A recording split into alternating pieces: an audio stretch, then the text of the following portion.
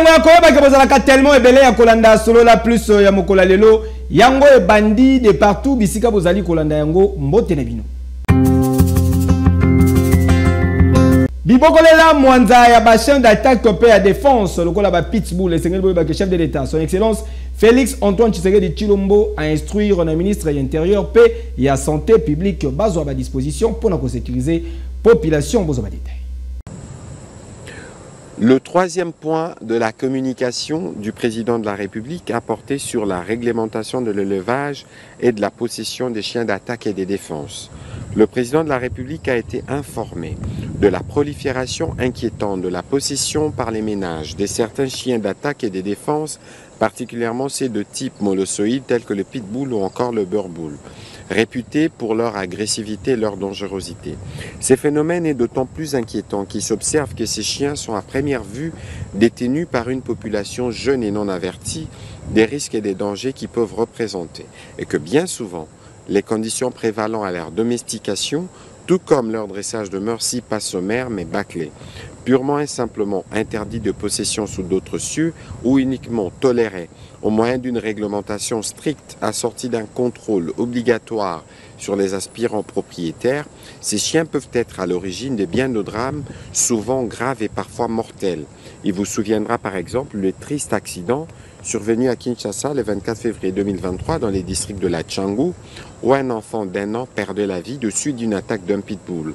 Attaque qui en son temps avait suscité l'émoi de toute une population et qui appelait à une réaction des autorités publiques demeurées silencieuses à ces sujets.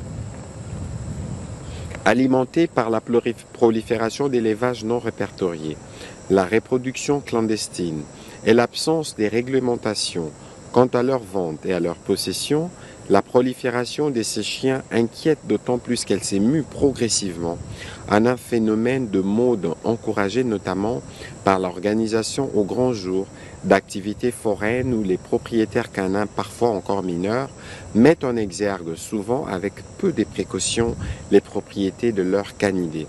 Face à cette situation et afin de prévenir tout risque au sein de la population, il est impérieux que le gouvernement, à travers le ministère de l'Intérieur, avec le concours du ministère de la Santé publique, puisse œuvrer à la mise au jour d'une nomenclature permettant la classification des chiens de race et domestiques, puis se penche en urgence, avec le concours des gouvernements de province ainsi que de conseils communaux, sur l'adoption d'une réglementation ainsi que des mécanismes y afférents couvrant les domaines de l'élevage, de l'importation, de la reproduction, de la vente et enfin de la possession de chiens domestiques, particulièrement ceux des types molossoïdes ou encore des défenses et d'attaques.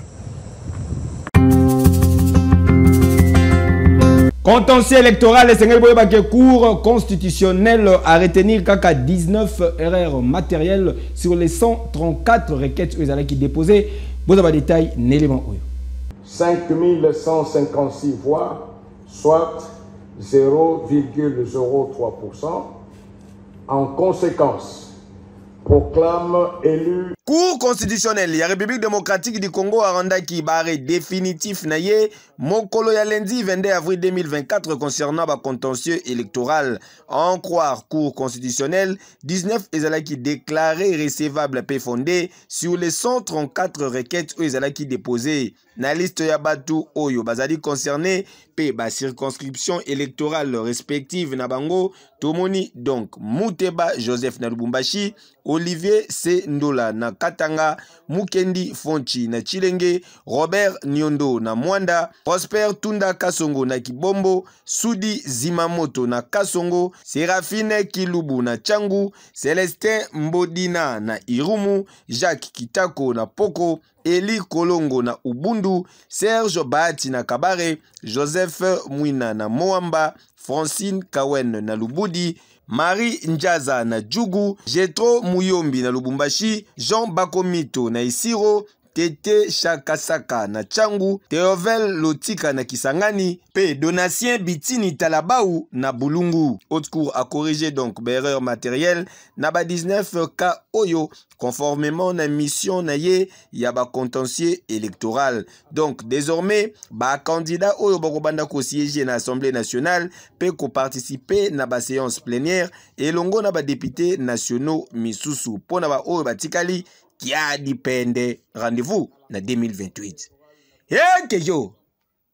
Dit en outre qu'il sera publié au journal officiel de la République démocratique du Congo ainsi qu'au bulletin des arrêts de la Cour constitutionnelle. Commandant de la police nationale congolaise, ya ville ya Kinshasa, le général Blaise Kilimbalimba a kendaki ko accompagner deuxième lot ya bakuluna ozali transféré na Kanyama KCC. Commentaire.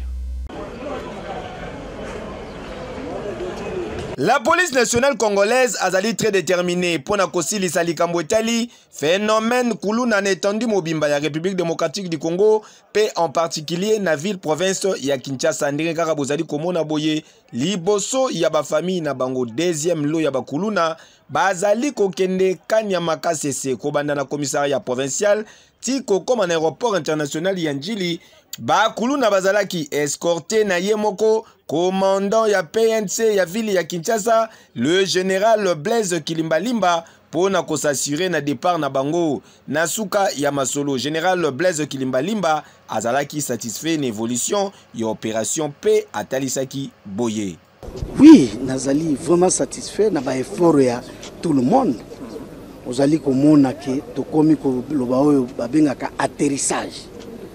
Atterrissage parce que mission tangu mukonzi apesa kibiso mukonzi ya mboka alobi dalingi phénomène wana esil et il a fallu biso to étudier na no to yeba situation yango ezali nani azali penza na kati to ye komona ke ba élément mosusu ya biso force de l'ordre o bazali ko confondre sécurité na ko sécuriser na ko insécuriser bazalaki na kati to bandi nano kopesa ba interdiction ya batu ba tracasser population to créer nano climat de confiance entre biso na population tangu to obtenir yango to keisi ko na ba élément sélectionné bato baza kokanga bato yo ce sont des Congolais policiers o baza na bonne volonté ya kosala musala ya kosunga bakonzi ya mboka pe ya kosunga population o ezali kolela insécurité wana to moni ke soko to keye belé misusu azana objectif na ya koyiba lokola azana mandoki ayi lokola azana boy yango nazali koloba en tant que commandant police ville de Kinshasa élément nyonso ya police to ya force de l'ordre ezala ya armée to ya police oye en appui ko appuyer biso okoya ko appuyer biso na moyibité okoya ko appuyer biso na ko dépouiller population te okoya ko appuyer biso nde na ko sécuriser population atambola na kimia azonga na kimia alala na kimia alamuka na kimia o élément nyonso ezala ya commissariat provincial ezala ya force mususu en appui to kutiyo na ba infraction ozana mawate to kangiyo to déférer na justice satisfaction mususu ezali ete tozali non seulement kotinda bango po bazala utile na société mais façon mususu ya ko purger peine na mabe ya makasi oyo sali ezali ndo moni to depuis batu ya matete mususu oyo za komona baza ko circuler na toile batikali wana olie bakende kanya makasi se bango il faut bakende pa ya juge il faut asambisa bango pona makambo na bango ezali grave. Ah oui, opération Panthère Noire en avant. En tout cas, Boende ezalaka bolembate papa mboka esengeli ezala na kimia ba citoyen batambola librement ndenge mibeko ya mboka ezali ko autoriser bango. Yo.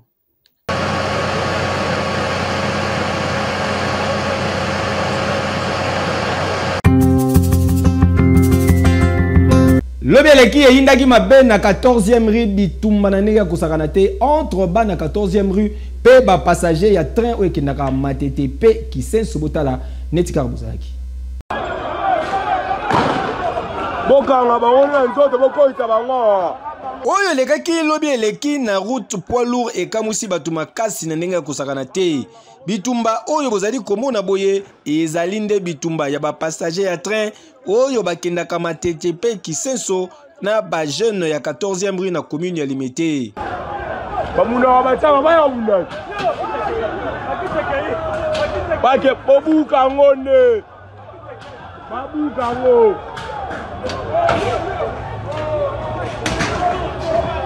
Selon ma information, toujours sur place, ils ont des rankines moko ya kala, s'occuper moi na moko ya 14e rue, ba beta kaye côté kuna. À chaque fois que train les kaka awa, soki komi na niveau ya 14e rue, ba jeune oyo, ba koma ko bamba ba passager mabanga, kasi lelo ko kamwa.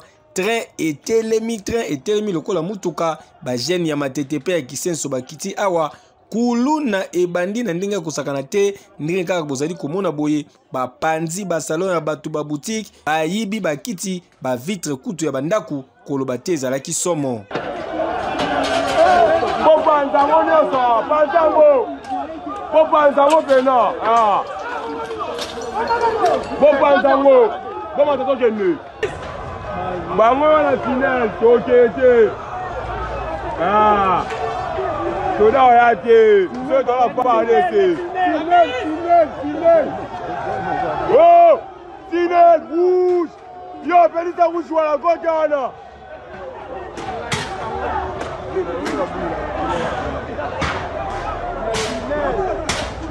Heureusement, l'élément moko ba FRDC bazalaki wana ba ye ko intervenir pour situation ezonga calme.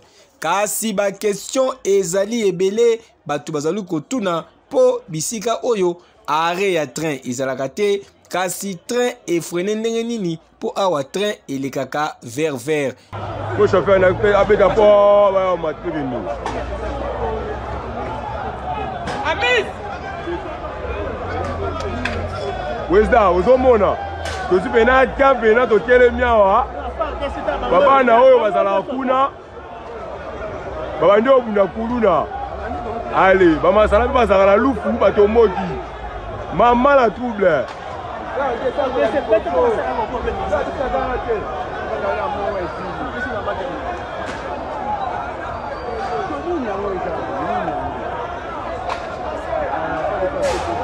Machiniste oyo, est-ce qu'il y a déjà des mèches na ba jeune oyo pour telemisa traîne sika oyo babunda boye et pourquoi aye ko exposer bien public ya l'état na bisika oyo ayebaki ke bitumbe kozala soki basaka jaka train ya l'état tout soki pe batumbaka yango nani alingaki azala responsable.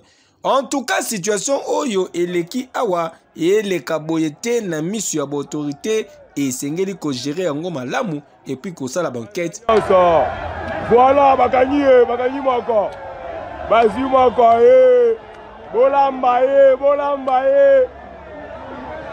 bolamba ah. Toki make wabiso. Bolamba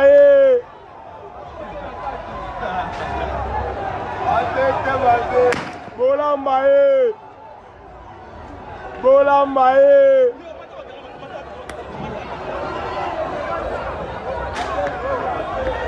Panzi be biloko la bango nyonso tuwa. Depuis basundola misala na avenue des écoliers tozali bongo na commune ya Kalamu nzele zali ko beba se ko beba maye komi ko kotela batuti na bandako Fiston Pero pour na ba détail. Abandonné depuis l'époque ya francophonie avenue des écoliers ezali ko beba se ko beba tozali na commune ya Kalamu bino moko botala modèle lac bakanja ekomi balabala mobimba ekomi impraticable poto mai nzela kutu ya kolekata na makolo ekomi mwa compliqué banda misale banda awa batimola nzela basala bakanivo ya kitoko kasi basundola na bango misala po na nini motif eyebani te soki pe mvula ebandi konoka awa mutu akobima lisusu na balabala te nani alia mbongo population emituni yoka communication basali naosenga na autorité oyo bazoti responsabilité à Bousanzelo. Passe plus rapide pour donner un centre à Moula, mois d'avril. Vraiment, il faut que ça passe mieux pour la classe. Venir des écoliers, ils ont 3 écoles. Ils ont l'école de navigation, ils ont Bakanza, ils ont l'école primaire, Saint-Jean-Ferré, Simbeleguedi. Ils ont pas souffrir pour la Moula. On a pénétrer dans la classe exacte. Vraiment, l'autorité, les responsables, les gens qui vont Bousanzelo, ils vont la plus vite. Bousanzelo, quand ils ont toujours en marche. Tout le monde a été francophonie ici. Ça les biso kwa carnivore. Maï ya nini. Oh nini. Kasai. Kadam jusqu'à maintenant to comprendre te ba osala. Anteta rentrée scolaire zuni bana bazokwea na bakana. Ba kota na kati ya école ezate. Parents nous les parents moi bakota kuna na kati ezate. Bana ya mike ba maternelle. Difficile pour ma kota. On a un donc il faut passer la plus vite que possible. Nous les obéis les chaque jour, tout ça dans le mois d'avril. À la mi-temps, mais à avoir donc moule à la moule. Qui va s'arrêter, va mettre comme ça, pour nous, nous, c'est pas mal, ça les gars, pas nous, c'est pas nous. Les gens besoin de tout, va bien la malade, tout va ça la plus vite, va ça, ça là, il y a bien des écoles, puis c'est ça, venir mon cours. Ils ont des codes de navigation, ou former les navigants, il y a UNATRA, marin, l'armée, tout consort. Aux écoles, il y a mon nez dans la carte d'Afrique, code de navigation, pour venir mais il y a code de navigation. Oui, former UNATRA, UNATRA, on a servi Congo, ça, on a les marques, les abali, UNATRA, on se battant à l'école de navigation. Saint-Jean bâtiment, ces écoles formées par 4 bélés, papa Wemba, député Bélé, Balobama, Chekolonga, Nyonso, Batangia, Balita, Bembo, Bifoloku, Awa, Wanikolo, Saint-Jean bâtiment. Mokope parmi bana classe oyo tokutaki wana atalisaki boye. Biso école ya ngolo, nzela ya boye pena. Toyala baketi ndenge nini, baketi ezobe biso na nzela. Nzela oyo babande osala ngo un temps et puis temps bakata ti lelo baya lisuke.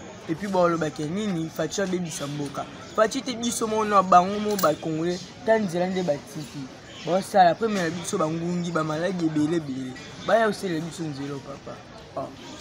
En tout cas, bakonzi ya mboka bolandela nanu makambo zali koleka awa likambo ya veni des écoliers na commune ya Kalamu koma musala ekoki kokata na kaka boye awa ekomi kopesa pasi voire même bana classe oyo bazokoka koleka a malamu te ebele bakweyaka na mai ya salite awa. En plus de cela boye penza population ekomi kovanda na ba maladi na porte. Imaginez et anini.